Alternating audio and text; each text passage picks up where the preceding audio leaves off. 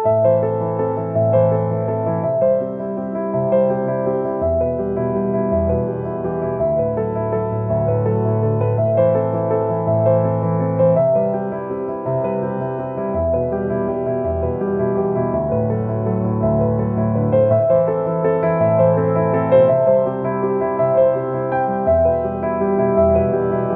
Мустафина Арай Асхатқызы, бастауыш сынып мұғалімі. Менің ұстанымым халық педагогика негізінде бәсекеге қабілетті саналы ұрпақ тәрбиелеу.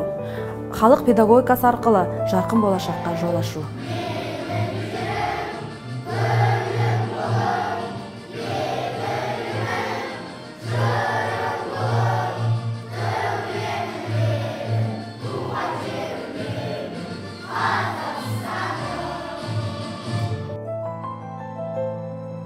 Ұлттық ойындарын ойнату арқылы қазіргі жаһандану заманда балалардың бос уақытын тиімді пайдалану, ұжымдастыққа тәрбиелеу, тез шешім қабылдауға дағдыландыруға себепші боламын. Өйткені ойын түрлерін пайдалану арқылы ұлттық құндылықтарымызды дәріптеймін.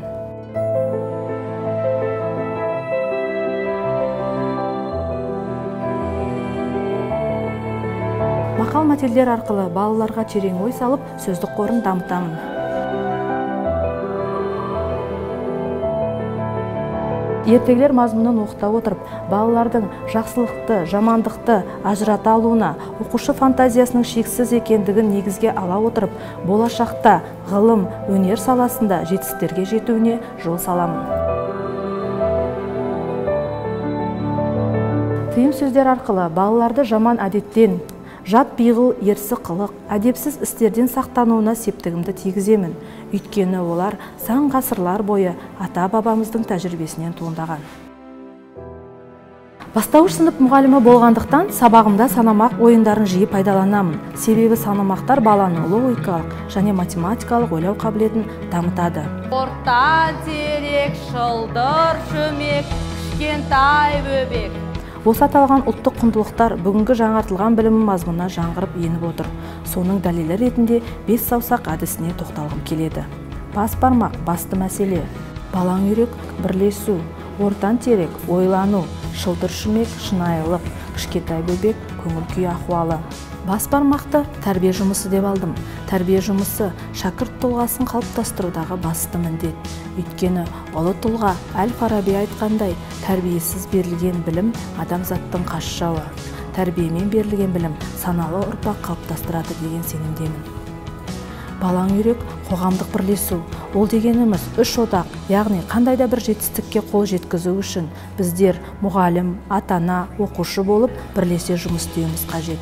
Сонымен қатар, ұстаздар бірлестігінің арқасында биыл ұстаз мәртебесінің мәселесі көтерілді. Мемлекет басшысы Нұрсұлтан Әбішұлы Назарбаевтың Қазақстан халқына жолдауында педагог мәртебесі туралы заң жобасын дайындауды тапсырды.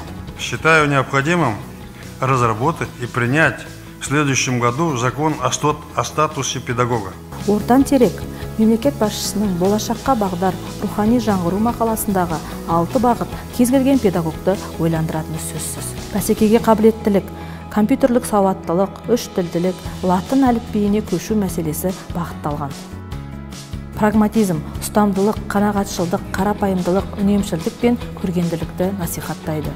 Ұлттық бірегейлікті сақтау, ұлттық код сақталмаса, ешқандай жаңғыру болмайды. Білімнің салтанат құруы, табысты болудың ең іргелі басты факторы білім екенін әркім терең түсіну керек. Қазақстанның революциялық емес, эволюциялық дамуы ұлттың өркендеуіне мүмкіндік береді. 21 ғасырда шынайылық аса маңызды. Бұл дегеніміз біздер ұстаздардың балаға сапалы білім берудегі ынта-жігеріміз. Шынайы, жан ашыған педагогтан тәрбиеленген оқушылар жоғарыда аталған мәселелерді түсіне алады. Білімін өмірде пайдалана алатын тұлға атанады.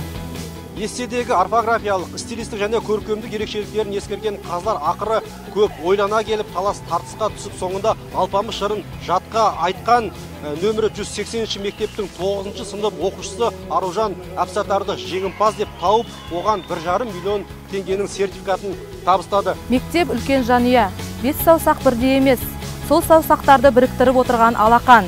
Ендеше бір жағадан бас, бір жеңнен қол шығарып, елбасымыздың саясаты негізінде бәсекеге қабілетті саналы ұрпақ тәрбиелей аламыз. Рух жоғары болса, беделіміз де жоғары болмақ.